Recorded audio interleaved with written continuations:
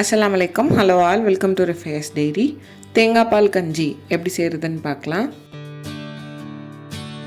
இந்த கஞ்சியை lunch, breakfast, டின்னர்னு எப்போ வேணாலும் செஞ்சு சாப்பிட்லாம். கூட ஒரு துவையல் மட்டும் இருந்தால் போதும்.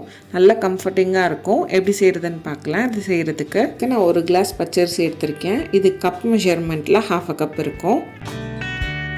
நான் மெஷர்மெண்ட் இந்த கிளாஸில் தான் எடுத்திருக்கேன். எந்த கிளாஸில் அரிசி எடுக்கிறீங்களோ அதே கிளாஸ்லேயோ இல்லை கப்புலேயோ 1/4 கப் இல்லைனா 1/4 கிளாஸ் பாசிப்பருப்பு எடுத்துக்கோங்க. நீங்கள் 1/2 கப்பில் எடுக்கிறீங்கன்னா 2 டேபிள் ஸ்பூன் பாசிப்பருப்பு போதும். இப்போ ரெண்டையும் ஒன்றா சேர்த்துட்டு இதை நல்லா கழுவி எடுத்துக்கணும். இது கூடயே எந்த பாத்திரத்தில் அரிசி அளந்து எடுக்கிறீங்களோ அதே பாத்திரத்தில் 5 கப் இல்லைனா 5 கிளாஸ் தண்ணி சேர்த்துக்கோங்க.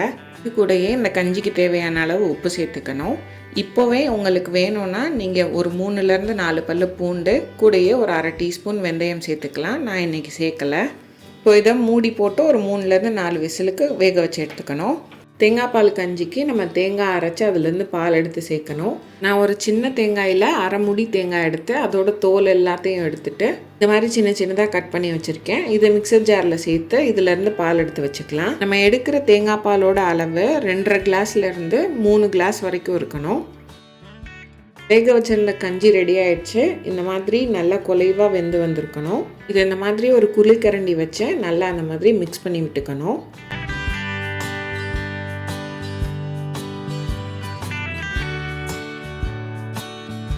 இந்த மாதிரி மசிச்சு விட்டதுக்கப்புறம் இது கூட நம்ம எடுத்து வச்சுருக்க தேங்காய் பால் சேர்த்துக்கணும். நான் எடுத்துக்க கிளாஸில் அளந்தோன்னா இது வந்து 2.5 கிளாஸ் இருந்தது.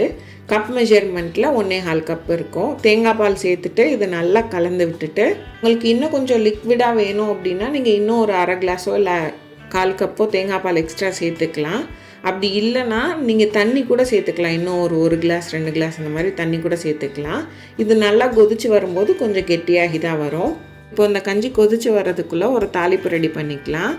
அதுக்கு நான் 2 டேபிள் ஸ்பூன் தேங்காய் எண்ணெய் எடுத்திருக்கேன். கண்டிப்பாக தேங்காய் எண்ணெயில் தான் பண்ணணும். எண்ணெய் நல்லா சூடானதும் இது கூட ஜீரகம் சேர்த்துக்கணும்.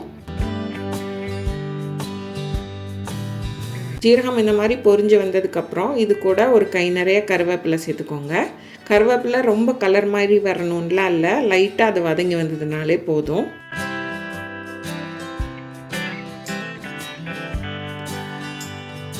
இந்த மாதிரி ஜீரகமும் கருவேப்பிலையும் நல்லா வதங்கி வந்ததுக்கப்புறம் நம்ம கொதிக்க வச்சுருக்க கஞ்சி கூட இந்த தாளிப்பை சேர்த்துக்கணும்.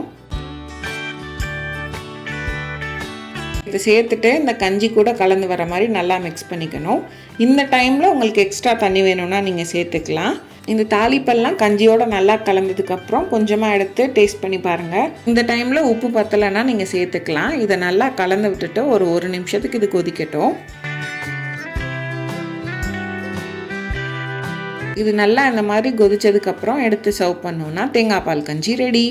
ரொம்ப டேஸ்ட்டாக கம்ஃபர்டிங்காக இருக்கும். சீக்கிரமாகவும் செஞ்சிடலாம். கண்டிப்பாக ட்ரை பண்ணி பாருங்கள்.